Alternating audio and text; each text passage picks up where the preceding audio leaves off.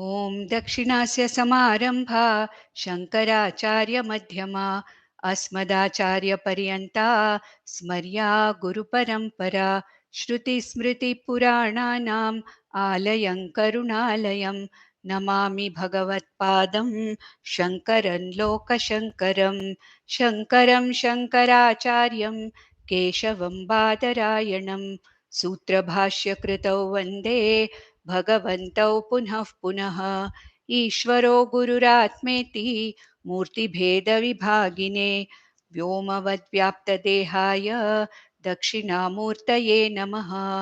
परिज्ञानाश्रम श्रीगुरुशङ्कर परिज्ञानाश्रम शङ्कर सद्गुरु केशववामन कृष्णपाण्डुरङ्ग आनन्द परिज्ञान गुरु सद्यो जात शङ्कर सद्गुरु गुरुर्ब्रह्मा गुरुर्विष्णु गुरुर्देवो महेश्वरः गुरुः साक्षात् परब्रह्म तस्मै श्रीगुरवे नमः। ॐ सहनाववतु सहनौ भुनक्तु सह वीर्यङ्करवावहै तेजस्विनावधीतमस्तु मा विद्विषावहै। ॐ शान्ति शान्ति शान्तिः। पार्थाय प्रतिबोधितां भगवता नारायणेन स्वयं व्यासेन ग्रथितां पुराणमुनिना मध्ये महाभारतम् अद्वैतामृतवर्षिणीं भगवतीम् अष्टादशाध्यायिनीम् अम्ब त्वामनुसन्दधामि भगवद्गीते भवद्वेषिणीम् यं ब्रह्मा वरुणेन्द्ररुद्रमरुतः स्तुन्वन्ति दिव्यैस्तवैः वेदैः साङ्गपदक्रमोपनिषदैः गायन्ति यं सामगाः ध्यानावस्थिततद्गतेन मनसा पश्यन्ति यं योगिनः यस्यान्तं न विदुःसुराः सुरगणाः देवाय तस्मै नमः. In the last session, we started the 15th chapter, and in the first 2.5 verses, Bhagwan talked about the very Swarupam, or the very nature, or the way the Jagat appears. So Jagat Rupam, Jagat Swarupam was talked about. And then Bhagwan said that this Jagat is what is called as samsara by our scriptures, because every jiva tends to get bound by this samsara and feels this bondage. But then it is possible to get out of this bondage of the tree of samsara by following certain sadhanas. And initially, in the first 2.5 verses, Bhagwan described this entire manifest universe or Jagat in the form of a tree, because there are a lot of common things between a tree and this samsara or this Jagat.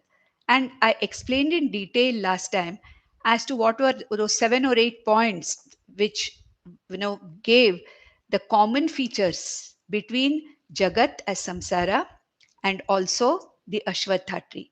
The Ashwatha tree is talked about basically because it is used as a very, it is a symbolic of something sacred in our culture. At the same time, this Ashwatha Vriksha is something which lasts for a very long time, and there are lot of sadharmyas or lot of commonalities, common features between Ashwatha tree and that of Jagat, and therefore it was compared to the Ashwatha tree, the samsara or the Jagat. And then Bhagwan went to talk about the sadhanas. What are the means by which this tree of samsara can be felled for my sake? And he talked about 4 sadhanas. The very first sadhana was the vairagyam. We have already heard of that sadhana chatushtaya sampatti. Initially itself, in Tattvabodha also, that is the first thing that is talked about. If a person wants to be free from this samsara, if a person wants to understand the very nature of the Jiva, Jagat and Ishvara, then the first thing that the person has to have is sadhana chatushtaya sampatti. A sadhana chatushtaya sampanna adhikari alone is actually the one who is fit for this kind of a knowledge. And here Bhagwan is now talking about the same sadhana chatushtaya sampatti in four different ways. Vairagyam was the first one he talked about. In which verse? He talked about in the third verse, in the second part of the third verse, where actually Bhagavan begins to talk about the sadhanas. The first 2.5 verses talked about the nature of this Jagat, samsara rupi vraksha. And then the last two lines of the third verse started talking about the sadhanas, in which Bhagavan said, the only strongest shastra or astra, that the shastra which we can have, the instrument or the sword by which this tree of samsara can be felled, is most importantly asangatvam or vairagya. And in the next verse, in the fourth verse, Bhagavan talked about two more sadhanas. What are the other sadhanas? That with vairagya itself, it is not sufficient. You may live a happy life here with vairagya because you don't crave for anything. Whatever comes, you take it as Ishvara Prasada. Yes. But then vairagya should go to the next extent, to the next level of understanding. Understanding what? What is my bondage? Why am I feeling this bondage? Is this world really causing bondage to me? What is the nature of this Jagat? Is it Ishvara's creation? If it is Ishvara's creation, why there is so much of sorrow in this Jagat? And then if I have to get out of this sorrow, what should I do? Okay, all this kind of questioning and getting into knowing the answers is what is called as parimarganam or inquiry. Parimarganam is actually a word, very commonly used by Bhagwan Ramana Maharishi in his Upadesha Saram and also in Sad Darshanam, the works by Ramana Maharishi. He uses this word very constantly, Parimarganam. Parimarganam means properly inquiring, a proper inquiring into the nature of the Jiva, Jagat, and Ishvara. And what is the meaning of proper inquiry? That means going to the Shastra and getting the Shastra or learning the Shastra from a Sampradaya with Guru. So that we called as Tat Padam Tat Parimargitavyam. And what is the purpose for which this Parimarganam or inquiry has to be done? This inquiry is done so that, I don't come back into this samsara again and again. I jump out of the cycles of birth and death. And that is why this inquiry is necessary. And this inquiry gives me the knowledge of that padam, that goal of every human birth, which is called as moksha, which is called as reaching or knowing Brahman, after which there's no question of getting bound by the samsara at all. Does it mean that for a jnani who has understood this, the one who is a mukta purusha or a jivan mukta, there is no samsara outside? The world is still there. This samsara rupi vraksha is still there, but it no longer causes bondage to this person. I am free from the bondage of samsara. And so the second sadhana was parimarganam or proper inquiry, or what we call as brahma vichara or shastra vichara. Third one, surrender to that very Brahman, to that very Ishvara about whom I want to know, which was called as prapatti. Okay, tameva adyam purusham prapadye. I surrender to that adyam, adya purusha about whom I want to know. So my surrender to Ishvara, my surrender to Guru in the form of Ishvara. And why? Because it is, I want to know that particular source or that moolam, which was talked about in the first verse, Urdhva Moolam. What is that moolam from which this everything is appearing? What is that moolam by knowing which I am free from the bondage of this samsara? What is that moolam from which this entire tree of samsara is getting its sustenance? What is that moolam because of this jiva is getting sustenance and coming back again and again and again? What is that moolam? To know that these three sadhanas, also the fourth one, in the form of chitta shuddhi and acquiring all the sadgunas, inculcating all the values that were talked about in the 7th and 8th verses of the 13th chapter. It's very necessary to keep on going back into it again and again, because these are the values which make this mind mature enough, for this knowledge to really take shape, for this seed of knowledge to sprout, chitta shuddhi and preparation of this mind by karma yoga and by acquiring these sadgunas like nirmana, nirmoha, jita sanga dosha, adhyatma nityatvam, commitment to this knowledge, vinivritta kamaha, not getting under the vasha of kama, and dvandvair vimuktaha sukha dukkha sanyaihi, sukha dukkha and likes, just like sukha dukkha, labha, alabha, jaya, apajaya, getting out of the dvandvas of these so-called pairs of opposite.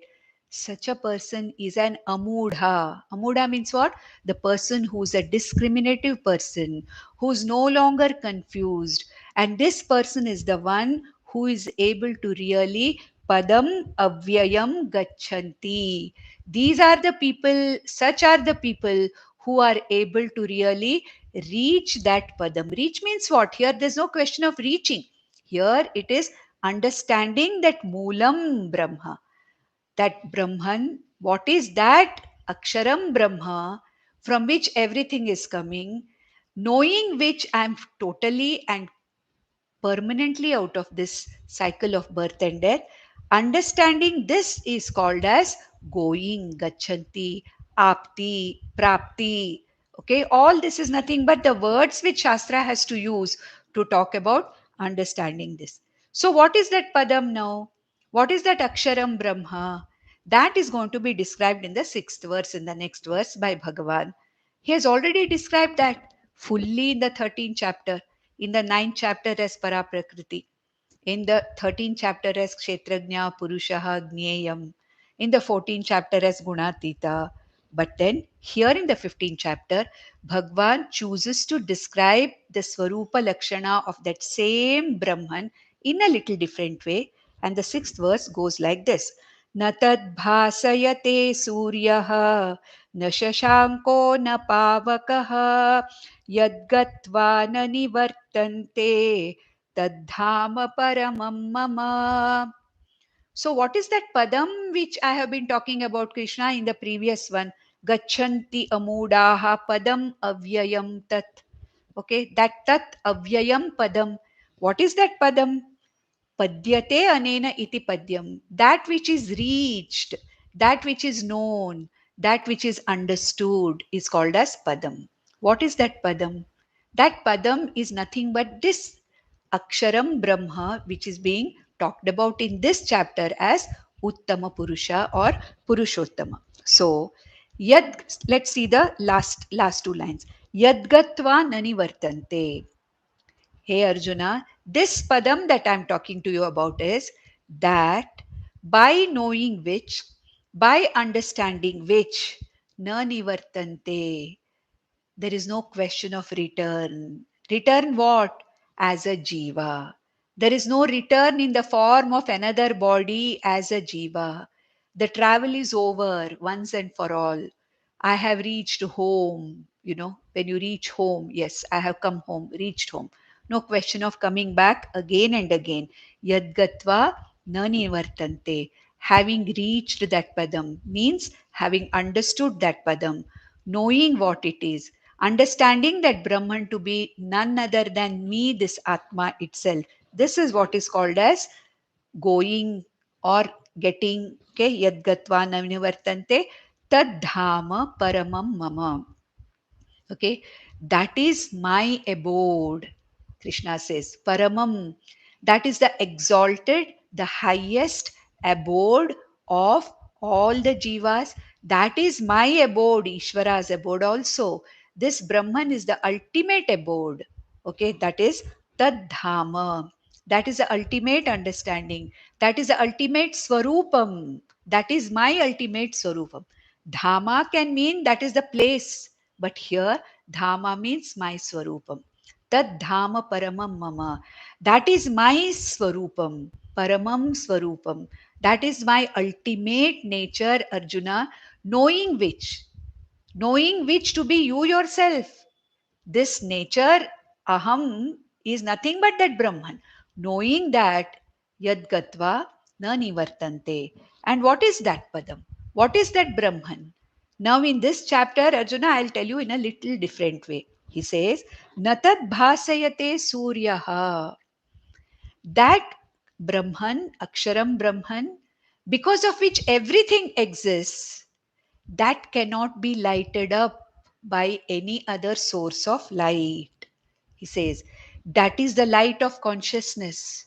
This Brahman, this my Paramam Dhama, my Swarupam, my ultimate Swarupam, is that light of consciousness which is within you, within every jiva. It is that light of consciousness which lights up everything else, which lights up the whole universe. But that itself cannot be lighted up by anything else. So, na tad bhasayate suryaha, na shashanko na pavakaha. All the known sources of light cannot light up this consciousness. What are the known sources of light? That is what suryaha. Sun lights up everything, the jagat, daytime. Shashankaha. Moon lights up the whole world in the night. Pavakaha, the Agni lights up everything, either in the presence or in the absence of either Surya or Chandra. Isn't it so? Agni also lights up. These are the important sources of light we know. There are other sources of lights also, like the starlight is there, Vidyut, the lightning light is there. Okay, all these sources of lights are ultimately lighted up by this light of consciousness. Correct? Now, even to say that the sun is shining, it is this consciousness which lights up the light of the sun. It is this Brahman or consciousness which lights up the light of the moon. Oh, beautiful moonlight. Who says that? It is this consciousness which lights up the moonlight, lights up the sunlight, lights up the Agni also. But it cannot be lighted up or it cannot be objectified by any other light. What is the meaning of this? This Atma, Brahman, this Param Dhama, my aham, my nature, tadhama paramam mama, okay, padam avyayam, this Brahman is the ultimate light of consciousness. It is because of this light of consciousness, everything is lighted up. This consciousness itself cannot be lighted up by anything else because this light of consciousness is the very subject, the very knower consciousness. Therefore, this Brahman, Atma, consciousness, Aham, I am not an object of perception. I am the one which lights up every other object which is perceived by you. And Arjuna, this is that paramam padam avyayam yadgatva nanivartante. Understand me, this Brahman, to be that consciousness within you, this Brahman, which is the one which lights up everything. It is the knower, knowing light of consciousness.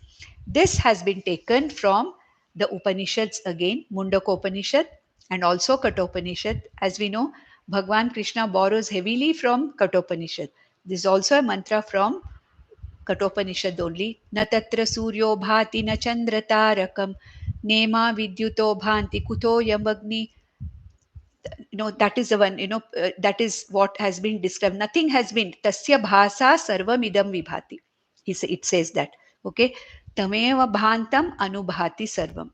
Tameva bhantam anubhati sarvam. Tasya bhasa sarvam idam vibhati. Okay. Na tatra suryo bhati na chandra tarakam. This light of consciousness is not lighted by Chandra or Tarakam or Vidyut or Surya or Agni. Tameva Bhantam. When it shines, Anubhati Sarvam. Everything shines after it. It is the light of consciousness which reveals everything, but which by itself cannot be revealed by any other source of light.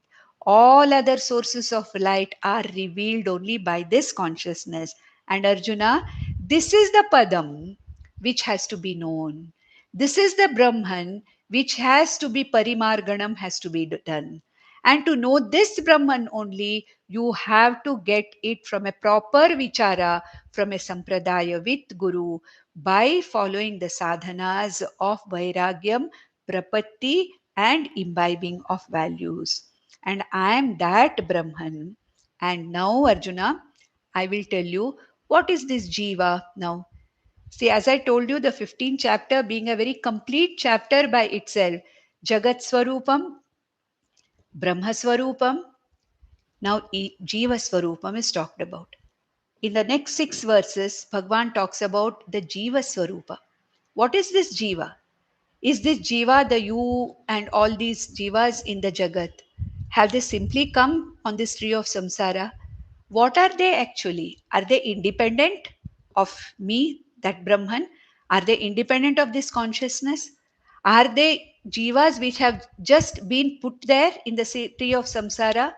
What is this Jiva? What is the nature of this Jiva? What is it that travels? Why does this Jiva travel?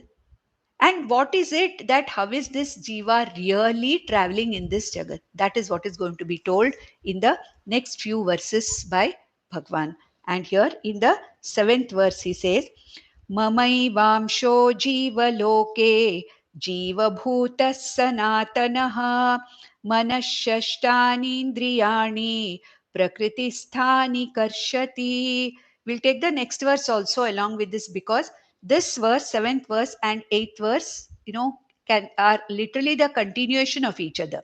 So, Shariram Yadavapnoti Yachapyutkramati Grihitvaitani Sanyati Vayurgandhani Vashayat. So he says, what is this Jiva now? We say Jiva, Jiva, I am a Jiva. So what is this Jiva? So Bhagwan says here, Mamaiva Amshaha Jiva Loke Jiva Bhutaha Sanatana. This Jiva is nothing but Mama Yeva Amshaha. Now we have to understand very clearly what this Amsha means. What is the meaning of Amsha? Amsha means a part, correct? Can Brahman or Atma have a part? Because we have already seen that Brahman or Atma is complete, Niravayava Atma, Nirguna Atma. Correct? So if the Atma or Brahman or this Padam, which here Lord Krishna calls Aham, here means Lord Krishna is talking about Brahman. Let us understand that. Here, as Purushottama, as Nirguna Brahman, as Brahman, whenever Bhagwan Krishna says Aham in this chapter, he talks as Brahman. So Krishna represents Brahman. So he says, Mamai Vamsho Jiva Loke Jiva Bhutah Sanatana. So Arjuna, all these jivas are nothing but my amshas. Now, confusion comes here. Correct? Bhagwan himself has told in the earlier chapters that Brahman or Atma is Niravayavam. That means it has no parts. It is Gunatitam. That means it has Nirguna. Also, it is something which cannot change. It is nirvikari, therefore it cannot change. Then, how can Jiva become an amsha or a part of Brahman? Here we have to understand, as Bhagwan Shankaracharya very clearly says, here amshaha means a reflection. Every Jiva is my reflection. We already saw that in the 13th chapter, isn't it? Chidabhasa. Okay, that comes here. Who is a Jiva? Every Jiva is my reflection in the buddhi of the Jiva. In every Jiva, there is a Sukshma Sharira, and the subtlest part of the Sukshma Sharira is this buddhi, which is present in the Hridaya Guha. And I, this Brahman consciousness, automatically get reflected in this buddhi, because the buddhi is a reflecting medium. The buddhi of every jiva is a wonderful, subtlest reflecting medium, and every jiva, because of the buddhi present in every jiva, reflects me, this consciousness or Brahman. And that reflection which is present in the buddhi of every jiva is called as the Abhasa Chaitanyam or Chidabhasa or Pratibimba Chaitanyam, and this reflection in the Jiva's Buddhi, in the body mind sense complex, that reflection in the Buddhi is called as Jiva. Therefore, the 84 lakhs Jivas that are there, they are not my 84 lakhs parts. I don't divide into 84 lakhs parts and go and stay in each body mind. No. I, the one and the only consciousness, I, the one and only Brahman, get reflected in millions of jivas, and that reflection is called as the jiva. Mamaivamsho jiva loke. In this world, in the world of jivas, in the samsara, wherever the jivas are there, wherever there is a sukshma sharira, wherever there is a buddhi because of the sukshma sharira, in every such body mind sense complex, I, this Brahman, consciousness, get reflected. And this reflected consciousness, or this reflection of me, this consciousness, the reflection, Pratibimba Chaitanya, Abhasa Chaitanya, or Chidabhasa, is called as Jiva or Jivatma. Okay, this is the Jivatma. Somebody asked me the question, what is the Jivatma? This reflection or Chidabhasa in the buddhi of a Jiva, along with the body mind sense complex, becomes a Jiva. And this reflection in the buddhi is called as the Jivatma. What is it a reflection of? It is a reflection of the original Paramatma. Mind you, there are no two consciousnesses. There is nothing called as original consciousness and reflected consciousness. There is one consciousness which is the Bimba Chaitanyam, and in every jiva, that very same consciousness gets reflected. And as many jivas are there, so many reflections are there. And in that way, that reflection of the Atma or Brahman in a jiva is called as Jivatma. Jivatma is nothing but a reflection of me, the Paramatma. So, Mamaiva Amshaha Jiva Loke Jiva Bhutaha Sanatanaha. In the form of Pratibimba Chaitanya, in the form of Abhasa Chaitanya, I manifest in every jiva. Therefore, what is a jiva? What is the nature of a jiva? The jiva is nothing but my own reflection. And this jiva continues eternally. Jiva bhutaha sanatanaha. Why continues? Because I consider myself as a complete, I forget Paramatma. I forget the Bimba Chaitanya, and I think this Abhasa Chaitanya, along with this body mind sense complex, I am the one. I am the original. There's nothing other than me. I don't even know that there is a Bimba Chaitanya and I am a mere reflection. I don't even know that. For this only I should go to the Shastra. The Shastra tells me by, Atma Anatma Viveka, the Shastra tells me, look, even that Abhasa Chaitanyam, which you call Aham Ahamiti, that Ahankara which you have, which is nothing but this Abhasa Chaitanyam, you are not that. That is a mere reflection. That Paramatma, the original, is the one, that consciousness. And what you call as I, the Jiva, this Jivatma, is a mere reflection. To know this, I have to go to the Shastra. And who am I? Ultimate nature of me is what? That Paramatma itself. I, the Jivatma, is a mere reflection of that Paramatma. And as this Jivatma, without getting this knowledge, I continue eternally. Jiva bhutaha sanatanaha. And then, what does this Jiva do? This Jiva comes, after it's, once it has to embody itself to work out whatever new prarabdha karmas are going to start. At the end of the prarabdha karmas, this Jiva leaves the physical body, travels, and waits for another body, gets embodied into another body, comes back again. So the same Jiva leaves one body, comes back to the other, leaves one body, comes back to the other, and continues in this cycle of samsara. And what does it do at the time when it leaves? Manashashtani indriyani prakritisthani karshati. Okay. Shariram yad avapnoti. So he says that this Jivatma, when it leaves a physical body, that physical body, it travels along with the entire Sukshma Sharira. The Indriyas, the mind, the Chidabhasa travel together. This traveling Jiva, what does it do? It takes along with it all the sense organs and the mind. Therefore, see our sense organs, the Jnanendriyas, and our mind is the same because we are the same Jivas. The bodies are different. It is the same mind, the same buddhi, the same sense organs which we are traveling with this reflection as jiva.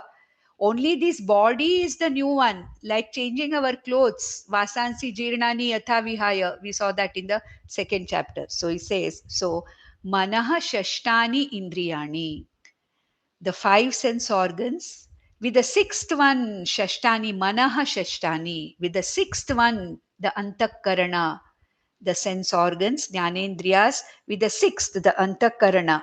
What do? Prakriti sthani karshati. This jiva, when it leaves the physical body, drags this entire sukshma sharira of the jnanendriyas, karmendriyas, and entire sukshma sharira. It drags this sukshma sharira along with the indriyas and mind from the present physical body. Prakriti sthani, here prakriti means physical body. See, in our physical body also, there are places where all the sense organs are placed, correct? The chakshuhu indriya is placed in this eye is called as golakas. These eyes are not the indriyas. The anatomical eye is called as the golaka. Whereas the capacity to see, the capacity of sight which is behind his eyes is the indriya. Similarly, all our sense organs, they are golakas, the anatomical parts. And here Bhagwan says, they are the places where these sense organs are situated. Therefore, Prakriti Sthani, those sense organs which are situated in their respective golakas in the body, and the mind which is situated in its respective buddhi guha, hridaya guha, at the time of death, what does this jiva do? This jiva prakriti stani karshati. It pulls or it drags away the sense organs and the mind, the entire sukshma sharira. You have to include prana and karmendriyas also. Here, though Bhagwan is mentioning jnanendriyas and the mind, the entire sukshma sharira, the jiva drags from its current nivasa, from its current body, prakriti stani. Here, prakriti means the current physical body. And then, what does it do? Shariram yad avapnoti, grahitva yetani sanyati vayurgandhani iva ashayat. 8th chapter. Okay, this all mixed up here. So, when does it take? When does it drag? When the jiva leaves the physical body? When does the jiva leave the physical body? When its prarabdha karmas are over, when this body is no longer suitable for this jiva to exist, at that time the jiva leaves. That is mentioned in the second line here. Yacha api utkramati ishvaraha. Here Ishvara means the jiva swami. Whenever the jiva utkramati leaves the physical body, what does it do? Manashashtani indriyani prakriti sthani karshati. It drags along with it the entire sukma sharira. Then what happens? Again, shariram yad avapnoti. And the jiva, which is the lord of this particular body which has already left, wants to embody again in another new body when the prarabdha karmas have fructified enough for that jiva to embody itself in another body. How long does it take? We don't know, because the time here in this world and the time concept in the other worlds is very, very different. How long the jiva stays outside this body before it gets another body, we don't know. Where does it stay? How does it stay? In which is its ashraya? All that are talked about in the Upanishads in a particular thing called as Panchagni Vidya. in Chandogya Upanishad. It is talked about where the jiva goes from here. Then what is, its state of, getting what you call processing of the jiva, and before it comes back again. It is talked about. All things are there. But here, Bhagwan is not talking about all these stages. It says, when the jiva is leaving this physical body at the time of death of the physical body, the jiva is what? The Swami of this body takes along with it the sense organs and the mind. Yachapi utkramati Ishvaraha. Now, this Ishvara should not be taken as Ishvara, God, Lord. Here, Ishvara is Jiva Swami, Jiva, the Puraswami, the Jiva takes along with it. Then what happens? Shariram yad avapnoti. When the same jiva takes up another body, when the prarabdha karmas are getting fructified, what does it do? Grahitva yetani sanyati. Okay, the same sense organs are placed back in their respective stations in the new body. If it is a human body, then eyes will be in the eyes and ears, wherever it has to be, they will be located. This jiva sees to it that all these sense organs in the next human body are located in their proper place.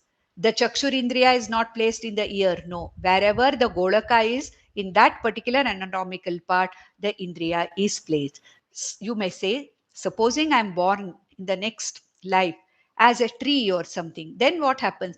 Whatever indriyas are necessary for that particular jiva or that particular form will be manifested in that particular prakriti sthanam, in that particular sthana of the body. The other indriyas remain avyaktam. They do not operate because there are certain animals which have only four indriyas or three indriyas. The sthavaras, like the plants, they have only the tvak indriya. They don't have the other indriyas. So what happens to the other indriyas? They remain unmanifest, in an unmanifest form. So grahitva etani samyati, it brings, when it takes another body, depending upon the karma, the respective sense organs are placed in the respective places. And how does this jiva carry this sukshma sharira? How does this jiva carry all this sukshma sharira along with this mind? Here Bhagwan gives an example. Vayur gandhani iva ashayat. Just like air or wind carries the fragrance from flowers. Can we see that? We cannot know. We can just smell the fragrance of flowers. And we know by fragrance that, oh, there is some flower here, it is fragrant. And how the vayu or the air carries the gandha or the fragrance. Ashaya means flower. Ashayat gandhani. Vayuhu gandhani iva ashayat. Just like vayu, you know, carries the fragrance from flowers and you cannot see. The example is given here to tell us that when the jiva is leaving the body, carrying the entire Sukshma Sharira, we cannot see it. It is like the air or the Vayu carrying fragrance from a flower. It is not seen. It is not Vyakta. Similarly, when the jiva comes back into another body, when it comes, where it comes, and how it gets established, we cannot see it. So the example given here is unseen avyaktam, but just like the air carries the sugandham of the flowers, ashayat, from the flower, fragrance is carried like that. The jiva carries with it the entire sukshma sharira, and when the next body comes, it comes back into that. Who am I? I am not the traveling jiva. This is what I have to understand. I, the traveling jiva, is only a reflection of that Paramatma. And till I understand that I, the reflection, I, this jiva, is not the reality. Till I understand, I, this jiva, will keep coming back again and again in the same form.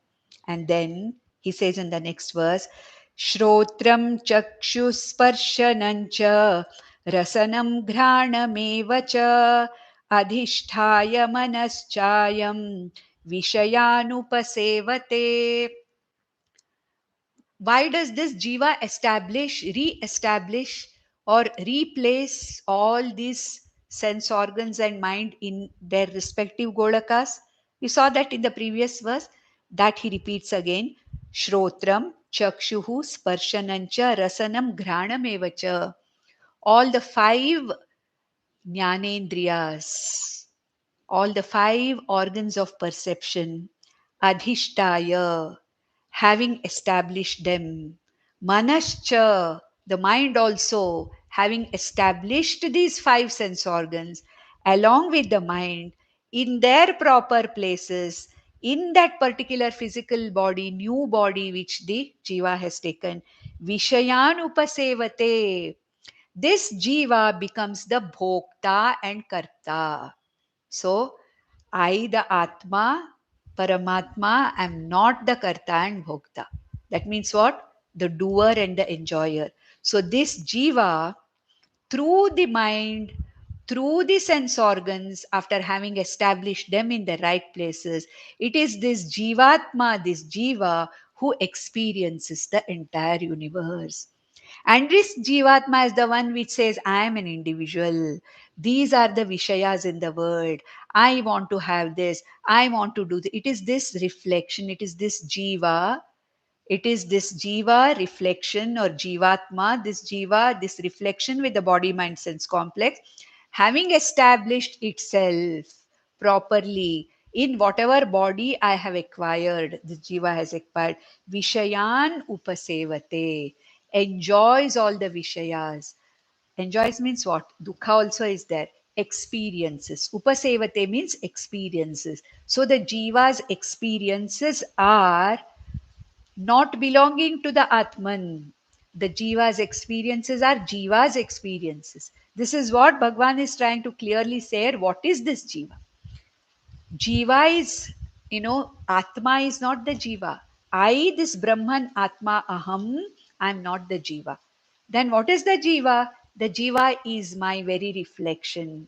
And with the body, mind, sense complex, this reflection considers itself to be an individual and goes traveling from one body to the other, doing the karmas, experiencing the karma phalas, jumping about in the various branches of the samsara vriksha, which we talked about in the last session, and sanatanaha keeps on coming back again and again and again into this cycle of birth and death. Now, in the next verse, in the 10th verse, Bhagavan says that the one who understands this, the one who understands that whatever is traveling, whatever is getting back into another body, whatever is experiencing the whole world and leaving this physical body, this jiva, I am not that jiva. This jiva is not my real nature.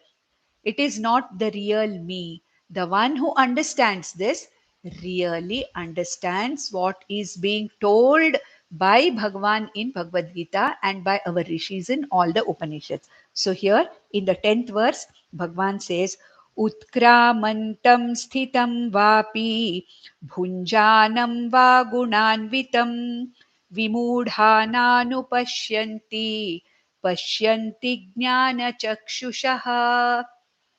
Who sees and understands what is a jiva?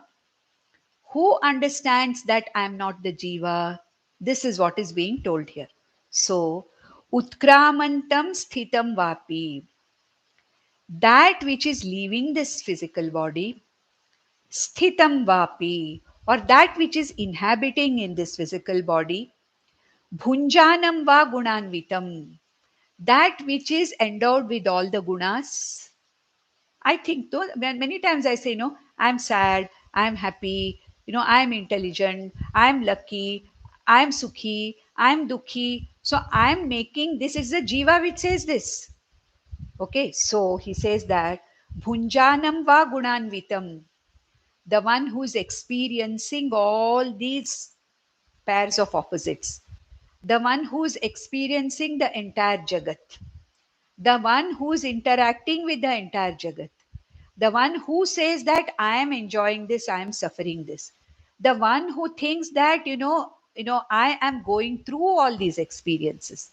The one who thinks that I am the doer of all this, the one who thinks I am the experience of all this, I am the one who's going to leave this body, I am going to die, I am going to die when the time comes, I am going to be reborn again. Anybody who thinks like this, vimudha nanu pashyanti. Okay, the vimudhas or these people who are confused people do not understand that it is the jiva which leaves the body. It is the jiva which embodies itself again in another body. It is the jiva which experiences all the experiences. It is the jiva which is the karta and bhokta. Iti vimudhaha nanu pashyanti. These confused people do not understand. What is the confusion about? The confusion about who is the real me. Am I the Paramatma or am I the Jivatma? This is the confusion. Okay. Really, who am I? Am I really this Jivatma or am I the Paramatma? Am I this? Is this what is going through here? Is it that Paramatma or Brahman going through that, or is it its reflection, mere the reflection Jivatma going through that? The ones who are confused, ignorant, those who do not have any idea about this, they are the ones who don't see. What do they say? I was born on such and such a date. I am going to die. I am seeing this. I am experiencing this. So when I say this, it means that I do not understand who is the real traveler, who is the real doer, who is the real experiencer. I do not see that. So, mudhaha, the ignorant people, do not see that. And who sees this? Pashyanti jnana chakshushaha. The ones who see this fact that that whatever is the traveling one is the jiva, I am not that jiva. Whoever is experiencing this universe is the jiva, I am not the jiva. The jivatvam is my confusion. The jivatvam is my avidya. Who am I? I am that natad bhasayate suryaha, whatever was talked in the sixth verse. That is what I am. This is seen by whom? By a jnana chakshu. Who is a jnana chakshu? The one who has understood this clearly. How has he understood this fact? By doing parimarganam, by going through this shastra vichara. How has he gone through this shastra vichara? By preparing his mind by karma yoga, upasana yoga, acquiring inculcating the gunas or the sadgunas or the values, and the one who has surrendered to Ishvara, the one with vairagya and jitasanga doshaha, the one who is won over this sangha or with vairagya. Such are the people who have understood the real nature of themselves, that what is this jiva? What is the nature of this jiva? Who is it that is traveling? Who is it that is experiencing? This jnana chakshushaha, these people with the eyes of knowledge, very clearly see, pashyanti. Whereas the vimudhaha, they don't see. Vimudhaha na anupashyanti. The same thing is being talked about in the next verse also, in the 11th verse, where he says, Yatanto yoginaschainam pashyantyaatmanyavastitham yatantopyakritatmanaha nainam pashyantyachetasah. The same thing is being, what I was told in the last verse, is again explained here. Yatantaha yoginaha cha yenam pashyanti. Yatantaha, those who are making an effort. Who are the ones who are making an effort? The sadhana chatushtaya sampanna adhikaris, whom we talked about in all these verses. The people who are, endowed with these four sadhanas. They are called as the yogis. They are the karma yogis, they are the upasana yogis, they are the nididhyasakas, they are the jignasu bhaktas. Yatantaha yoginaha. Yatantaha, the ones who are constantly making an effort. These are the yatis, those who are making a prayatna, those who are trying to understand this, following the footsteps which Bhagwan has laid out for us. Karma Yoga first, Chitta Shuddhi with Karma Yoga, then Upasana for Chitta Naishchalyam, Vishwarupa Ishvara Bhakti for Chitta, expansion, Chitta Vishalata, all these things, Vairagyam, all these things Bhagwan has laid out step by step by step by step. He has laid out how one should go about. And when I follow that, go on that path, I become a yati. Yatanashilaha, the one who is making an effort. See, I have to make an effort, isn't it? Even to understand Parimargana means what? I have to make an effort to inquire into this. And if I have to make an effort to inquire into this, I should have the proper preparation of the mind. To have the proper preparation of the mind, again, I have to do the prayatna for all these things, which Bhagwan has clearly laid out from the second chapter onwards. So, yatantaha, those who are making an effort, yatanashilaha, yoginaha. These people, these mumukshus, are called as yogis. Why are they called as yogis? Because they are trying to get to that ultimate goal. It is the yoga for them. It is, their entire goal of their lives is that yatantaha yoginaha cha yenam pashyanti. Yenam pashyanti means what? Yenam pashyanti jivatmanam jivatma iti pashyanti. Where? Atmani avasthitam. Atmani here means in the body. This jivatma, which is the reflection of this consciousness which is all pervading, but that which is temporarily located in this particular body mind sense complex, iti yoginaha pashyanti. They see. These are the jnana chakshushaha of the previous verse. They see it very, very clearly. And they also understand that it is this jiva which comes and goes, but I am not this jiva. I am this Purushottama Nirguna Chaitanya Brahma Atma Brahma iti. So yatantaha yoginaha cha yenam pashyanti. What do they see? They see this jivatma as the traveling jivatma, and they also see that I am that Paramatma which never travels, that Paramatma which is neither a Karta nor a Bhokta. They see it very clearly. And that Paramatma is everywhere. Whereas Atmani Avasthitam, in this particular body mind sense complex, that which is present as the Jiva, as the reflection, as the Pratibimba Chaitanyam, they very clearly see. Yatanto api akritatmanaha. There may be some people who may be making some effort for the sake of making an effort. A kind of a effort which is not a serious effort. Oh, it seems there is something like that. Oh, I should also attend Vedanta class. I should also attend Gita class. No proper preparation of the mind. No proper commitment to knowing it. Just, oh, everybody is going, let me also go. Let me, no. That. So, yatanto api. Even though they are making an effort, akritatmanaha, if they are not prepared for this, what kind of preparation? As was told in the previous verses and the previous chapters, even if you make an effort to do this parimarganam, if you don't have the preparation of the mind, then na yenam pashyanti, they cannot see this. They cannot understand. See means what? Understand. What is this jivatma? What is this jiva which is present in this body mind sense complex? Am I really that? What is it that is traveling and coming back? Am I really that? And if not that, what am I?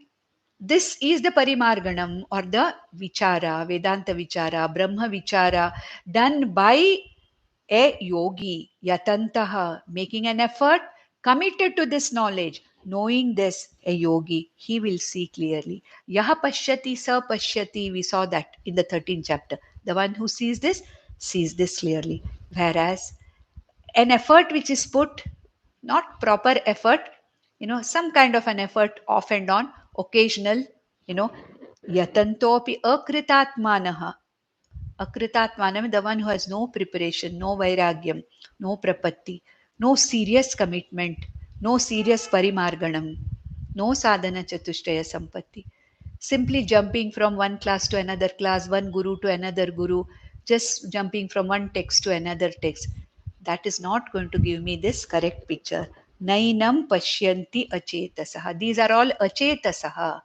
Achetasaha means the ones whose minds are the chetas or the mind is not capable of really fixing on what is supposed to be done. Therefore, this kind of, achetasaha, those who are not prepared, akritatmanaha, those who have not prepared their intellects for this knowledge, even though they make an effort, they will not be able to see this very clearly. See what? What is this jiva? What is that original? What is that consciousness? Who am I out of this? Am I this traveling jiva or am I the original Bimba Chaitanya? Who am I? This kind of a parimarganam, this is what is seen by such a prepared person. And now, with this, the Jiva Swarupa is over. Bhagwan is expressing that Jiva is nothing but my reflection, but then it is the Jiva which gets bound to this samsara rupi vraksha rupi rupa samsara jagat. And how to get out of it? He gave the sadhanas.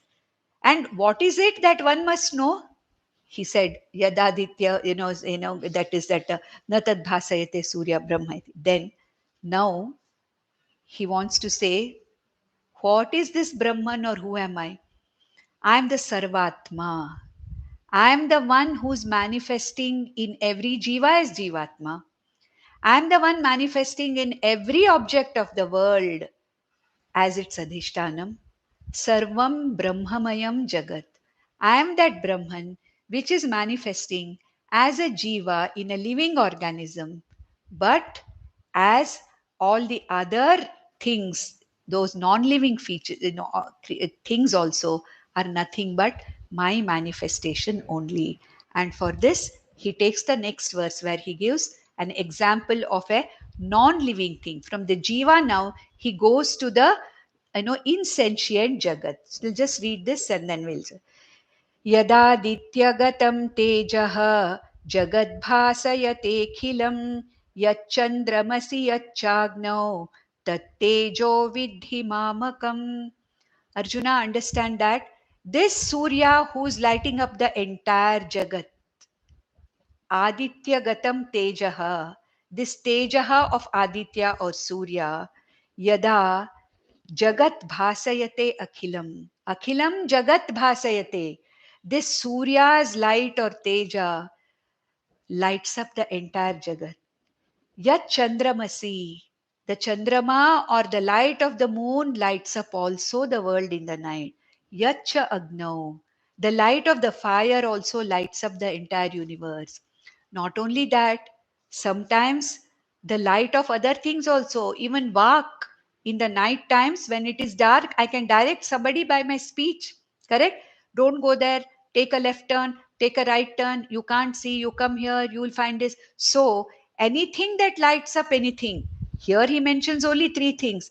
The whole Jagat in the daytime is lighted up by sun, in the night by Surya, and Agni at other times.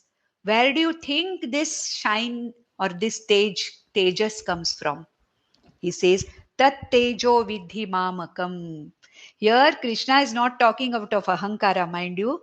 He's not saying that all these tejas, all this light, all this brilliance in the sun, this cool moonlight in the moon, and this brightness or the brilliance in the Agni, that Teja belongs to me, he says. Mamakam. Here, Lord Krishna is not talking as Mr. Krishna. He's not talking as it is, out of Ahankara. He says, as Brahman. Mamakam. Here, as I said, whenever Lord Krishna here in the 15th chapter or any other chapter here says Aham, he talks as Brahman. So, Arjuna, may you understand, not only as the Jiva as a reflection, I reflect in the non-sentient beings of the entire Jagat also. And to give you a few examples, Arjuna, that light and that brilliance in the sun, that light in the moon, and that brilliance and light in the fire are nothing but me. It is my Teja. They are insentient. They are not capable of independently lighting up anything. It is my light which is reflected by them. Therefore, in the non-sentient universe also, I manifest in every object. And here Bhagwan gives only the example of Surya, Chandra and Agni because it's most easily seen by us to be lighting up the entire thing. So with this we'll stop again now. In the next verses also, how this Brahman or I, Bhagwan Krishna says, manifest in the Jagat as the very Adhishtanam, as the very support of this entire universe. How I manifest is what is going to be talked about in the next verses. Om Nandantu Sadhaka Sarve Vinashyantu Vidushakaha Avastha Shambhavi Mestu Prasannostu Guru Sada Sarve Bhavantu Sukhinaha Sarve Santu Niramayaha Sarve Bhadrani Pashyantu Ma Kaschid Dukham Apnuyat. Om Shanti Shanti Shanti. Om Namo Bhagavate Vasudevaya.